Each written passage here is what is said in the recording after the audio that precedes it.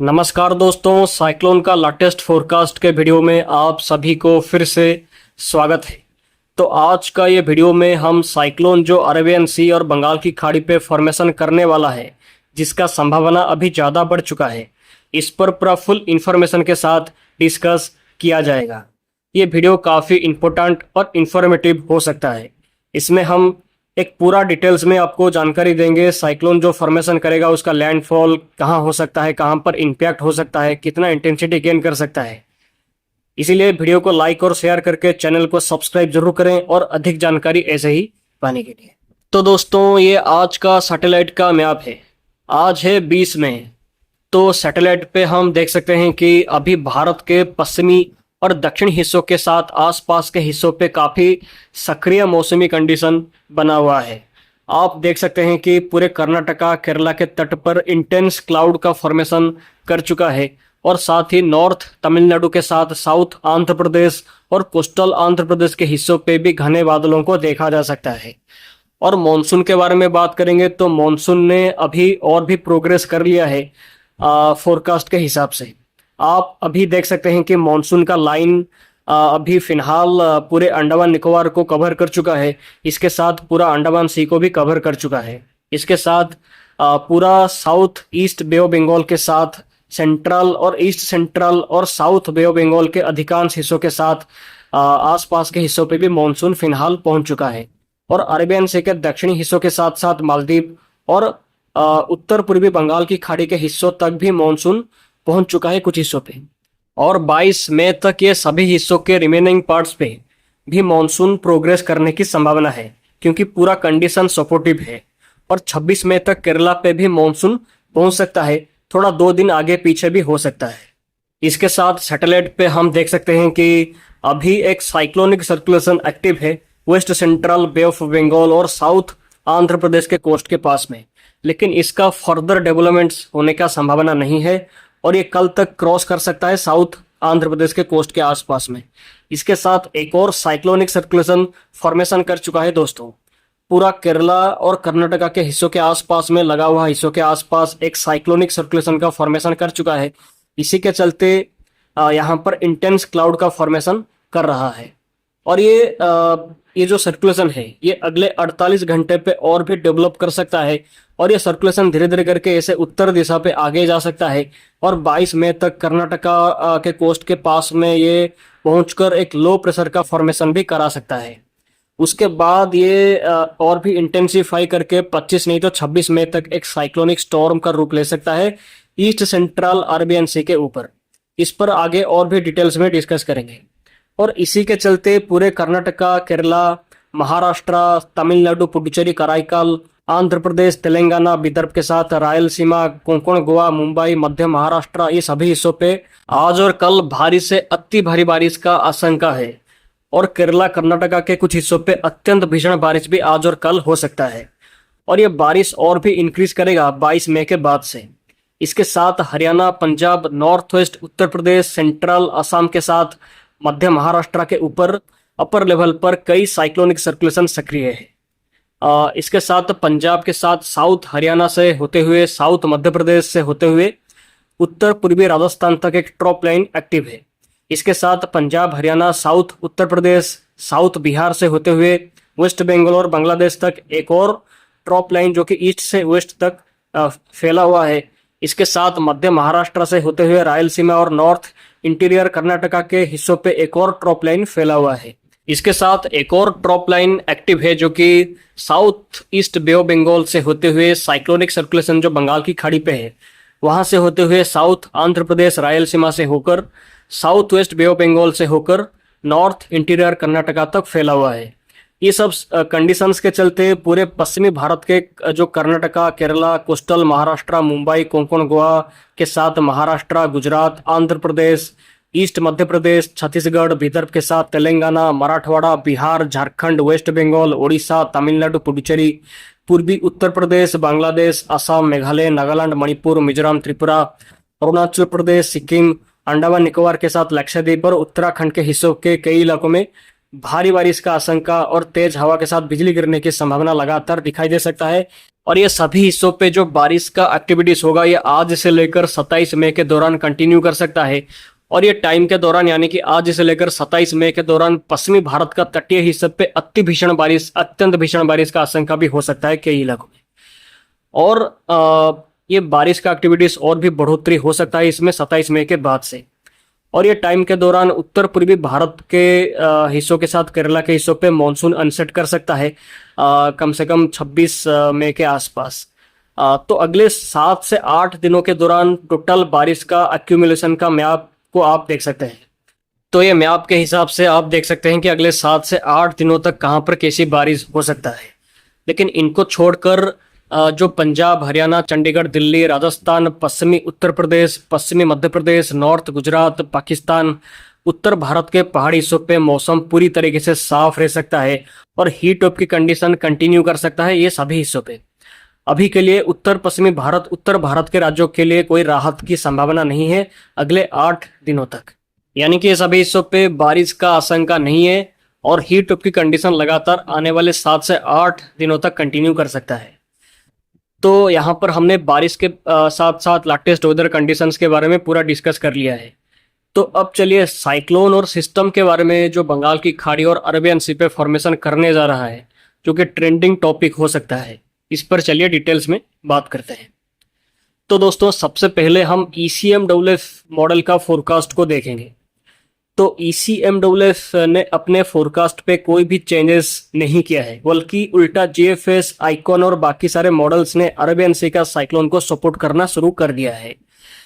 तो जैसे कि पिछले वीडियो पे मैंने आपको बोला था कि ECMWF की तरफ से सपोर्ट है बट बाकी मॉडल से कोई सपोर्ट नहीं है, लेकिन अभी के आज के डेट पे बाकी सारे मॉडल से भी अरेबियन सी का सिस्टम को सपोर्ट मिल चुका है। तो आप देख सकते हैं कि जो सर्कुलेशन का फॉर्मेशन अभी केरला के पास में किया है, वो सर्कुलेशन धीरे धीरे करके पश्चिम भारत के तट से होते हुए 22 से 23 मई तक साउथ महाराष्ट्र और आसपास के कर्नाटका, उत्तरी कर्नाटका के हिस्सों के आसपास में पहुंचकर एक लो प्रेशर का फॉर्मेशन करा सकता है 22 से 23 मई के आसपास में, जिससे पूरा कर्नाटका, केरला, महाराष्ट्र के हिस्सों पे अति भारी बारिश का आशंका आज से 23 मई के दौरान हो सकता है। उसके बाद मॉडल ऐसा दिखा रहा है कि ये लो प्रेशर बनने के बाद ये तेजी से इंटेंसिटी गेन कर सकता है, तेजी से इंटेंसिफाई कर सकता है और एक डिप्रेशन का इंटेंसिटी हासिल कर सकता है 24 मई के आसपास में ईस्ट सेंट्रल अरेबियन सी के ऊपर महाराष्ट्र कोस्ट के पास में। डिप्रेशन का फॉर्मेशन करने के बाद ये थोड़ा सा पश्चिम दिशा पे भारत के पश्चिमी तट से थोड़ा सा दूर जाएगा और एक साइक्लोनिक स्टॉर्म यानी कि एक तूफान का रूप ले सकता है 25 मई के आसपास में, जैसे कि हमने पहले ही फोरकास्ट दिया था। ये साइक्लोन बनेगा तो इसका नाम रखा जाएगा शक्ति। तो साइक्लोन का रूप ले जाने के बाद ये 27 मई तक अरेबियन सी के अंदर ही सक्रिय रह सकता है और इंटेंसिफाई लगातार कर सकता है। तो ECMWF मॉडल इसको एक वेरी सीवियर साइक्लोनिक स्टॉर्म का इंटेंसिटी तक ले जाने की कोशिश कर रहा है। उसके बाद ECMWF मॉडल ऐसा इंडिकेटिंग कर रहा है कि सिस्टम उसके बाद रिकर्व करेगा उत्तर पूर्व की तरफ। रिकर्व करने के बाद ये गुजरात से लेकर नॉर्थ महाराष्ट्र के बीच पे इसका लैंडफॉल हो सकता है 30 मई से 31 मई के दौरान तक, अकॉर्डिंग टू ECMWF मॉडल। अभी हम बस इतना ही क्लियर कर सकते हैं कि अरेबियन सी पे साइक्लोन का फॉर्मेशन जरूर करेगा, इसका संभावना बहुत ही ज़्यादा है, ऑलमोस्ट एक तरीके से क्लियर है। और गुजरात नहीं तो महाराष्ट्र के आसपास इसका कहीं पर भी लैंडफॉल कर सकता है, इसका संभावना बहुत ही ज़्यादा बढ़ चुका है। इसका ओमान या पाकिस्तान के हिस्सों पे लैंडफॉल करने की संभावना ऑलमोस्ट ना के बराबर है और गुजरात सौराष्ट्र रीजन पे इसका लैंडफॉल का संभावना सबसे ज़्यादा दिखाई दे रहा है। लेकिन लैंडफॉल के टाइम पर इसका इंटेंसिटी क्या होगा और एक्चुअली कौन से इंटेंसिटी पे लैंडफॉल करेगा, इस पर अभी पिक्चर साफ नहीं हुआ है। और मैक्स इंटेंसिटी और एक्चुअल लैंडफॉल का लोकेशन किस इंटेंसिटी के साथ हो सकता है, इसको जानने के लिए हमें और 48 घंटे तक वेट करना पड़ सकता है। अभी गुजरात से महाराष्ट्र के तटीय हिस्सों के लोगों को सतर्क रहने की जरूरत है, थोड़ा सावधानी रखना चाहिए। और GFS और आइकॉन मॉडल भी सिमिलर टाइप का कंडीशन को सपोर्ट कर रहे हैं अरेबियन सी के ऊपर।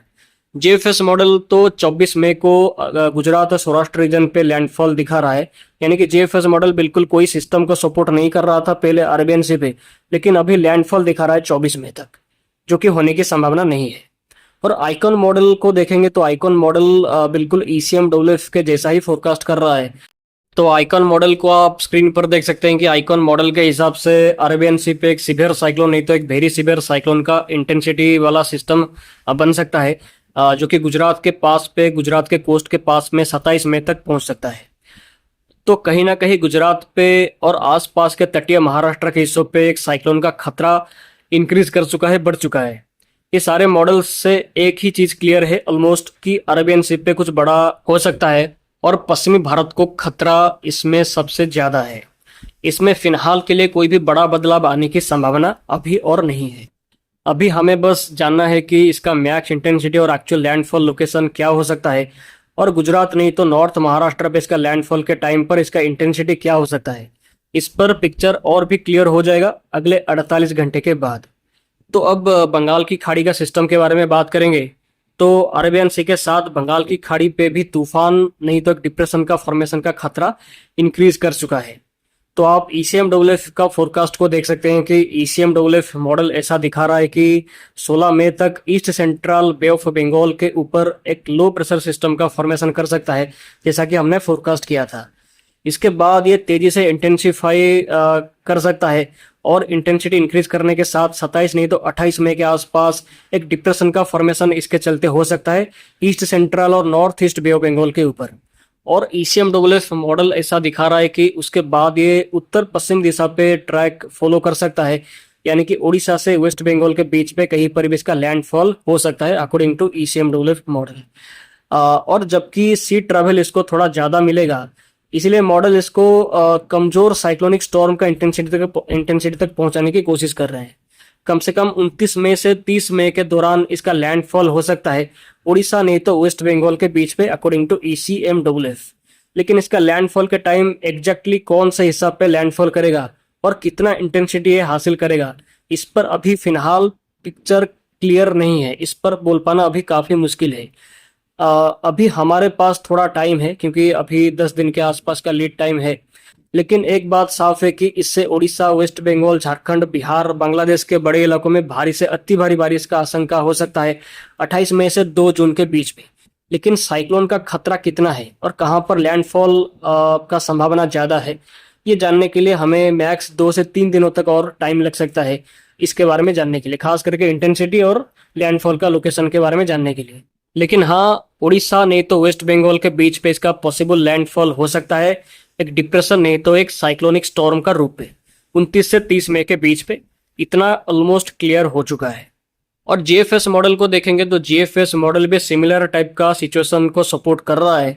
GFS के हिसाब से भी एक साइक्लोन का फॉर्मेशन करेगा बंगाल की खाड़ी पे 28 मई के आसपास में। GFS तो पहले से ही सपोर्ट कर रहा था जो बंगाल की खाड़ी का सिस्टम को। और GFS मॉडल ऐसा इंडिकेटिंग कर रहा है कि इसका लैंडफॉल उड़ीसा के आसपास पे कहीं पर हो सकता है 29 मई के आसपास पे।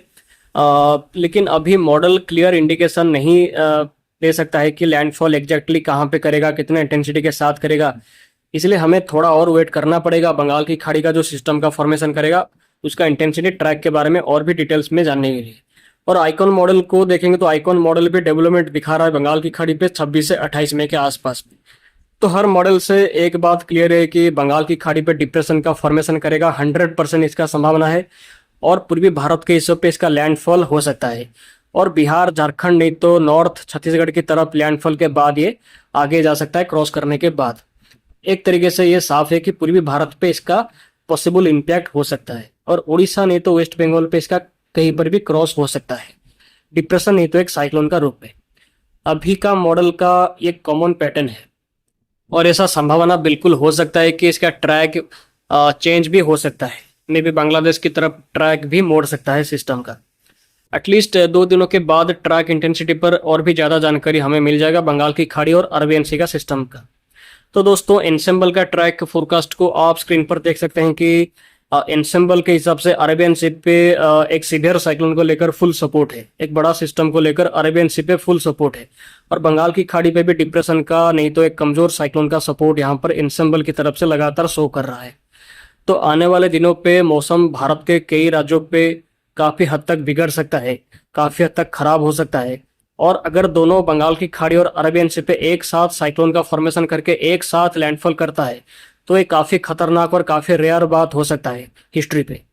दोनों साइड पे साइक्लोन एक ही टाइम पे लैंडफॉल करेगा तो ये काफ़ी ज़्यादा चैलेंजिंग हो सकता है सरकार के लिए भी।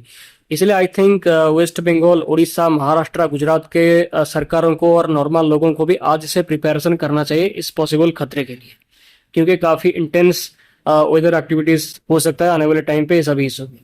तो दोस्तों आज के वीडियो पे इतना ही। उम्मीद है कि आज के वीडियो से आपको काफ़ी कुछ ज़्यादा जानकारी मिला होगा। अगले वीडियो पे इस पर और भी क्लैरिटी आपको दिया जाएगा। आप सभी का दिन शुभ हो, धन्यवाद। फिर मिलते हैं अगले वीडियो पे और भी डिटेल्स के साथ। आप सभी का दिन शुभ हो, धन्यवाद, बाय।